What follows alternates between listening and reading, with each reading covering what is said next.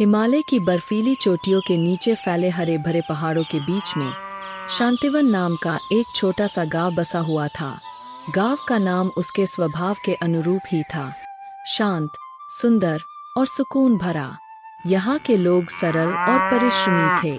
उनकी दिनचर्या प्रकृति के साथ जुड़ी हुई थी।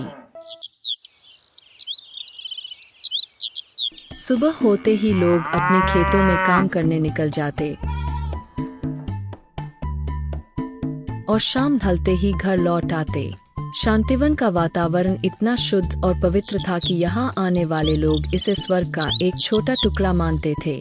चारों ओर से यह गांव हरे भरे पेड़ों और घने जंगलों से घिरा हुआ था। गांव के पास ही एक घना जंगल था, जिसे भूतिया जंगल के नाम से जाना जाता था।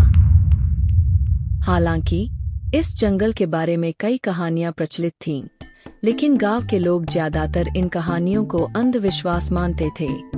गांव में एक प्राचीन मंदिर भी था, जो भगवान शिव को समर्पित था।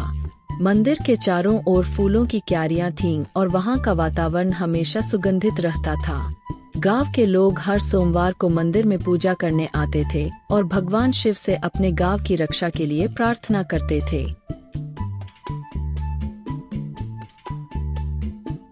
शांतिवन में सब कुछ सामान्य और सुखद लग रहा था, लेकिन एक रात गांव में एक अनहोनी घटने वाली थी। उस रात गांव में एक अनजान साधु का आगमन हुआ।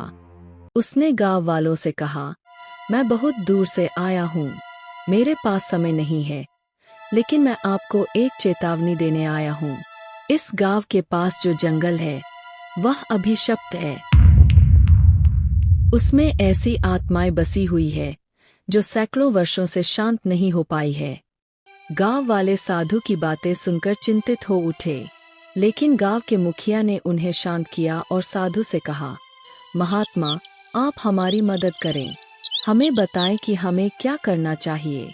साधु ने कहा, यह जंगल बहुत पुराना है और इसमें एक दुखद प्रेम कहानी दबी हुई है। यह श्राप तभी टूटेगा जब आप उस प्रेम कहानी को समझकर उसमें हुए अन्याय का प्रायश्चित करेंगे। लेकिन याद रखें, यह कार्य सरल नहीं होगा। जो भी उस जंगल में जाएगा, उसे अपने साहस और आत्मा की पवित्रता की परीक्षा देनी होगी। साधु की बातें सुनकर गांव में एक सन्नाटा छा गया। लोग सोच में पड़ गए कि इस समस्या का सामना कैसे किया जाए।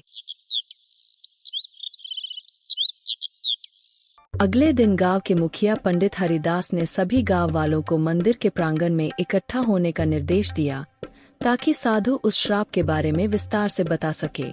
कुछ लोग उत्सुक थे, कुछ डर से कांप रहे थे और कुछ ऐसे थे जो साधु की बातों को अभी भी अंधविश्वास मान रहे थे। लेकिन सभी के दिलों में एक अनजाना डर और जिज्ञासा थी।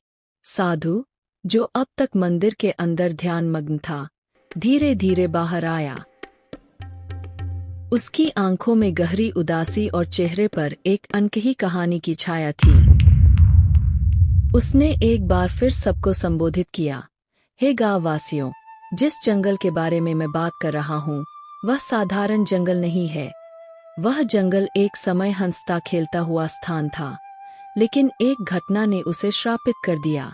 साधु ने गांव के मुखिया की ओर देखा और उन्होंने साधु से निवेदन किया, महात्मा, कृपया हमें उस श्राप की कहानी बताएं। हम जानना चाहते हैं कि हमारे गांव के पास क्या छिपा हुआ है और हम कैसे इस खतरे से अपने गांव को बचा सकते हैं। साधु ने गहरी सांस ली और बोलना शुरू किया, यह कहानी सदियों पुरानी है। इस जंगल के आसपास एक समृद्ध राज्य हुआ करता था। उस राज्य के राजा का नाम राजनारायण था। वह राजा बहुत ही न्यायप्रिय और दयालु था। उसके राज्य में किसी प्रकार की कोई कमी नहीं थी, लेकिन उसकी एक ही कमजोरी थी, उसका पुत्र राजकुमार अरुण। साधु ने एक क्षण के लिए रुका और फिर आगे बताया, राजकुमार अरुण अपने पिता से विपरीत स्वभाव का था। वह उद्दंड और हठी था। उसे अपने पिता के नियम और कानून पसंद नहीं थे। लेकिन सबसे बड़ा कारण जिससे राज्य में अशांति फैलने लगी, वह था राजकुमार का प्रेम। राजकुमार एक साधारण गांव की लड़की मीनाक्षी से प्रेम करता था। मीनाक्षी बहुत सुंदर और गुणी थी, लेकिन उसकी स्थिति सामान्य थी। वह एक गरीब ब्राह्मण की बेटी थी, जो गांव में पूजा पाठ और विद्या के कार्य करती थी। गांव के लोग साधु की बात ध्यान से सुन रहे थे। साधु ने आगे कहा, राजकुमार अरुण ने मीनाक्षी से विवाह करने की ठान ली, लेकिन प्रेम किसी सीमा को नहीं मानता। राजकुमार और मीनाक्षी ने अपने प्रेम को छुपा कर रखा और मिलने का एक गुप्त स्थान चुना, वही जंगल जो अब श्रापित है।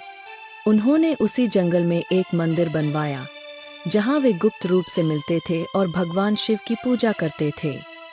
राजा राजनारायण ने मीनाक्षी को ढूंढ निकाला और उसे श्राप दिया कि वह और उसके वंशज कभी भी इस प्रेम को पूरा नहीं कर पाएंगे।